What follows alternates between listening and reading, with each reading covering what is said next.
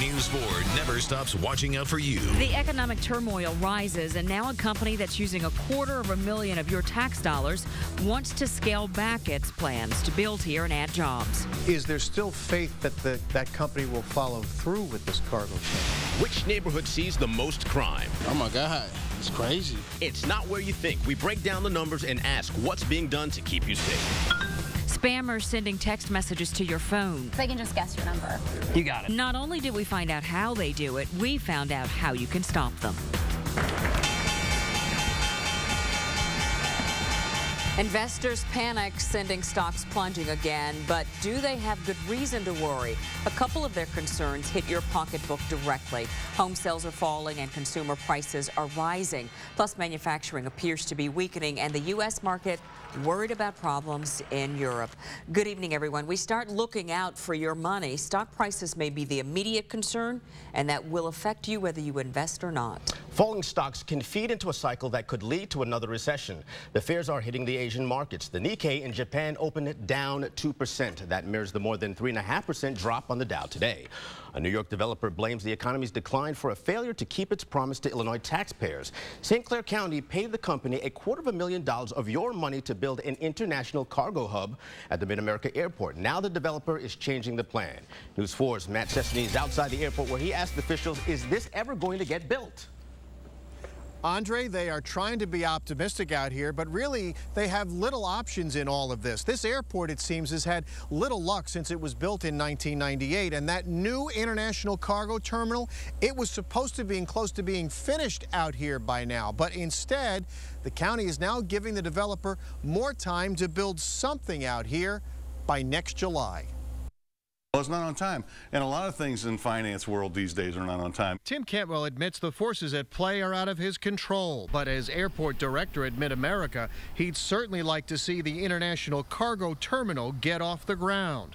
The problem now is with the developer. And he came to us and said, listen, I just need a little bit more time, and here's what I have.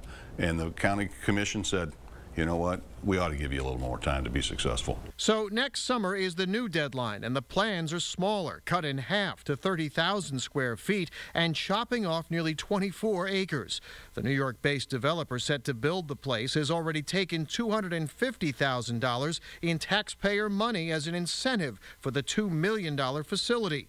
No small change for an airport that is looking for ways to operate in the black. But officials here insist the county's investment is safe. So if it doesn't get built, that money comes back to the county. It is a clawback back to the county. Cantwell says he believes the international cargo terminal will get built next year here, and with tenants like Boeing already here, MidAmerica may finally start bringing a return on the investment. In Mascoutah, Matt Chesney, News 4. Well, we found that all this economic turmoil is costing you money right now. Oil prices may be down, but gas prices are up. Many stations are selling a gallon of regular unleaded for $3.44. Prices ranging from $3.35 up to more than $3.60 a gallon in Illinois. We talked to an analyst who told us to blame the rocky ride on Wall Street. The fluctuation in the crude oil markets has been tremendous. For example, we started out the month of August at about $97 a barrel. It dropped to about $79 a barrel, then went back up to $87 a barrel, and today it's down $5 a barrel. It's going to be a roller coaster ride until things start to settle down in the oil business. St. Louis has been below the national average price until today, but that analyst, Mike Wright, thinks prices will slowly drop over the next couple weeks.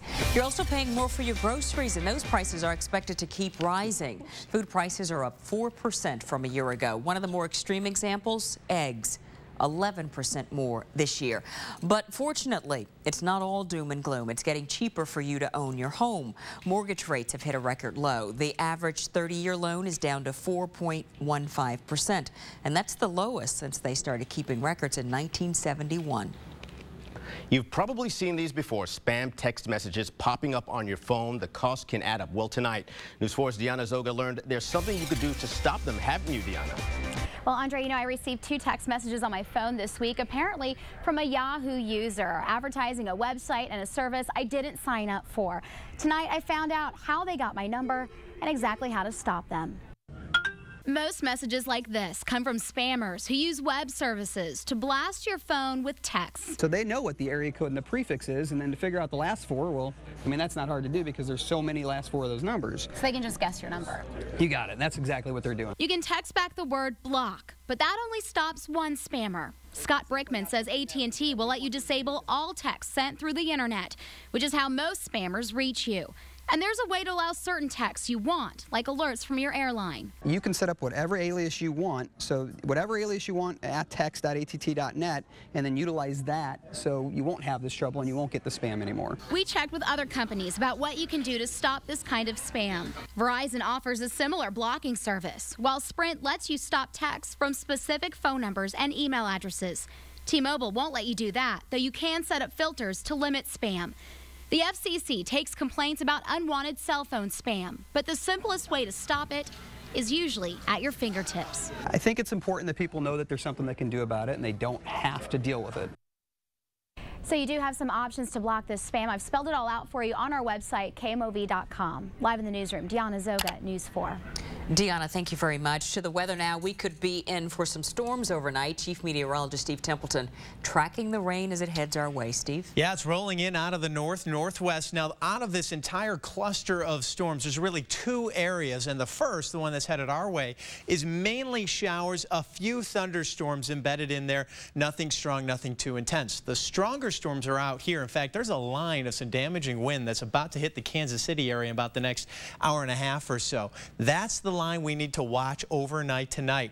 As it does move down to the southwest, I do expect it to shift a little bit off to the east. So I've drawn in yellow here where I expect the best threat for severe weather. Now, notice here's St. Louis, here's St. Charles County. It's west of St. Charles County. It does clip western Gasconade, Crawford, and Phelps County. So be watching that western part of our viewing area for a chance of severe weather. Unless those storms take a sharper turn east towards St. Louis, I expect the strongest storms off to the west of the metro. Doesn't mean we're out of the rain, though. In fact, a lot of Lonzo may appreciate this. A chance of showers, a few storms overnight, and a few of these could be lingering through the morning commute. Temperatures around 75 degrees when we wake up, but we're not done with the storm threat there. Another chance in the afternoon. I'll break down that part of the forecast coming up. Thank you, Steve. See you then. Investigators are trying to figure out whose body they pulled from the Mississippi River today. A towboat operator found the body and brought it to the banks of the river in South St. Louis.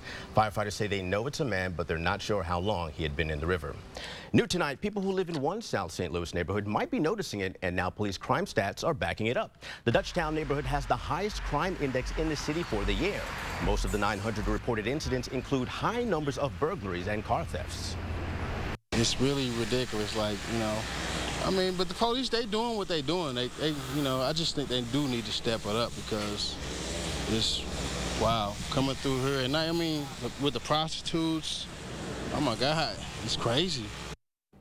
Citywide murders are up from this time last year, but overall crime is slightly down. The Wydown-Skinker section of the city has the distinction right now of being the safest neighborhood in the city. A 29-year-old mother is now charged with leaving her child inside a hot car while she ate inside a restaurant earlier this month. Shauna Cooksey is accused of endangering the welfare of her child. Officers found the child sleeping in a child seat with the windows rolled up. The toddler was sweating but not seriously hurt. An arsonist gets probation, but some of the victims are complaining to News 4 that the judge was wrong. 20-year-old Zachary Wasserzire pleaded guilty to torching a half-dozen cars in Belleville last December. He struck before dawn on several streets, and one of the fires spread to a garage. Another one burned beneath the bedroom where children slept.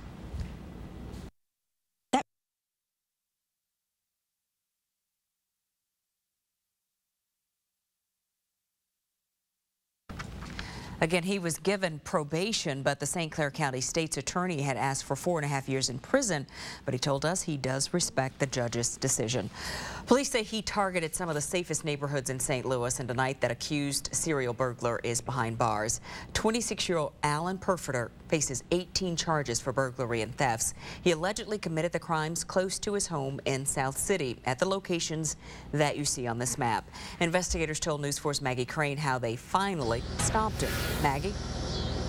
Well, Vicki, I got the probable cause statement that outlines each crime Perfitter is accused of committing, and police say he admitted on tape to each of them. His MO was always the same. He'd go down city alleyways looking for garages that he could break into, and he'd steal anything that wasn't nailed down.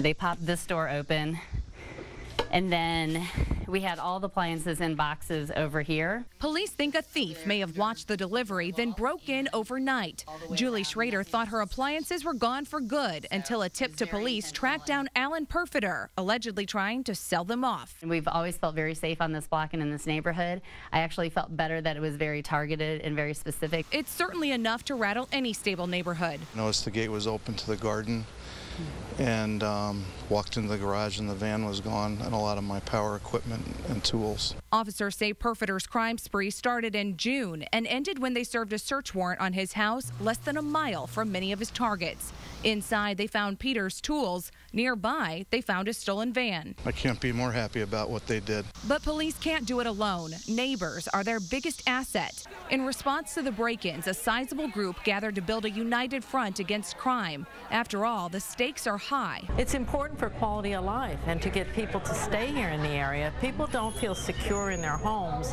they're not going to stay no matter what the price is. In South St. Louis, Maggie Crane, News 4.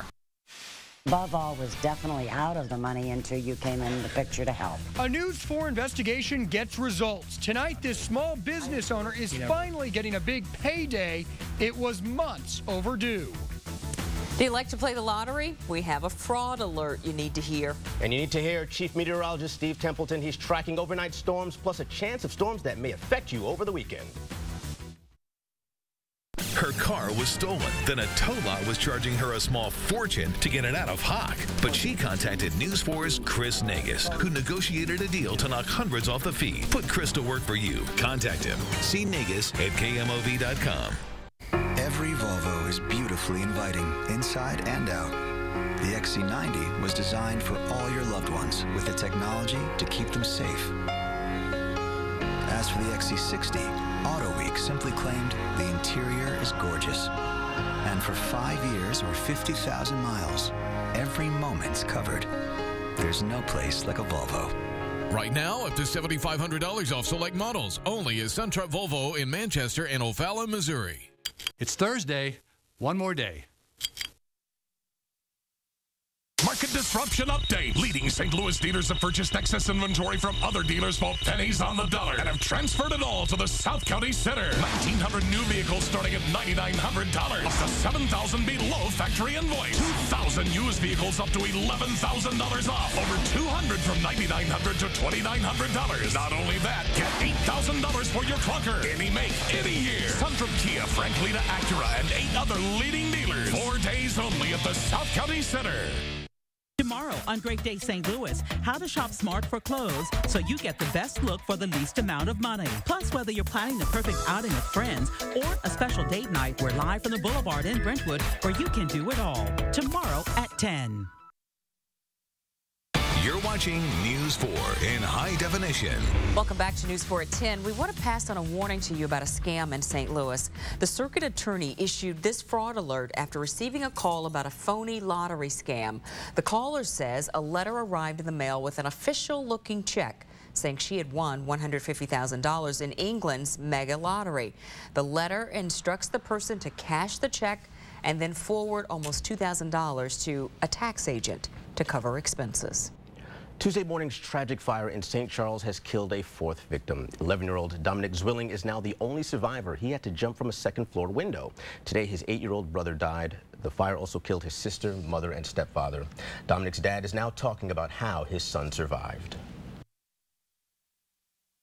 And yelled and told him he had his window open so they could get out.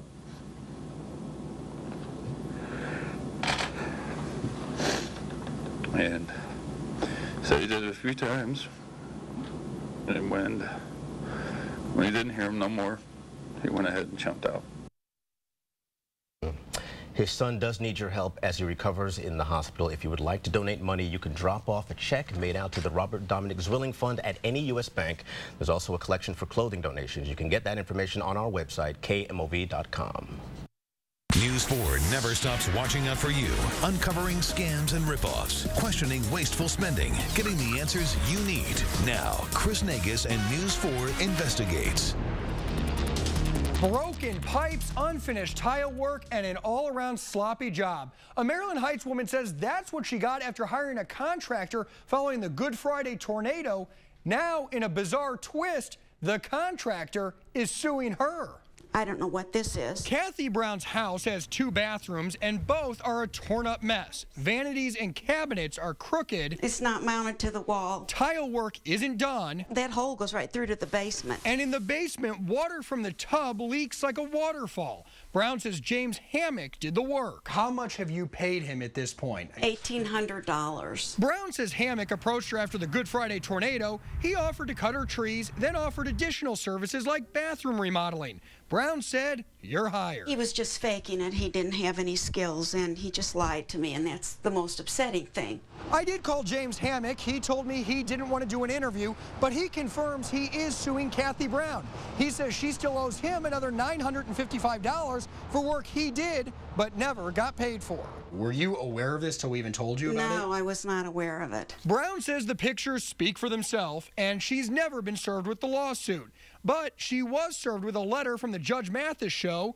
They're interested in trying the case on television.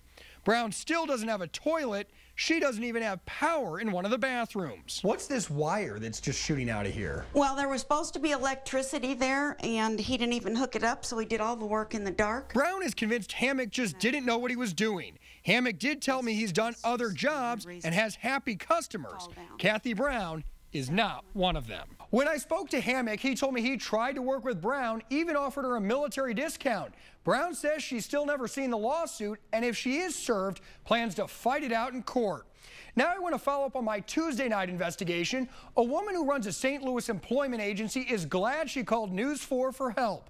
Back in March, a Texas businessman asked her to find employees to get people signed up for government-sponsored cell phones. Sue Huber of Above All Personnel paid those employees out of pocket to the tune of $3 grand, but was only reimbursed $250. After I started calling the Anthony Group, more money started showing up. On Tuesday, the same day the story aired, the company sent Sue an email saying they would send a cashier's check for the full amount.